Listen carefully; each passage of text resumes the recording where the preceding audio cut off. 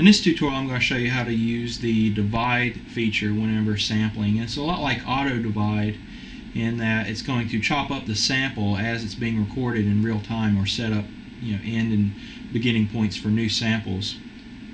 But rather than looking for a dead space in between the samples, you're going to have the manual control of where the samples are being divided.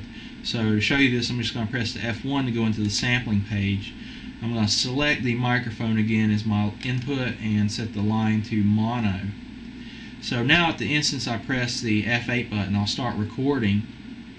And also you'll notice that the function of F8 changes to the divide button.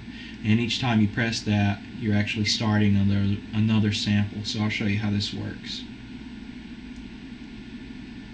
This is sample 1. This is sample 2. This is sample 3. This is sample 4. So now actually if we press the sample list, and by the way, this is how you access a view of all the samples that are stored in RAM, by pressing the sample list button here to the left of the keypad.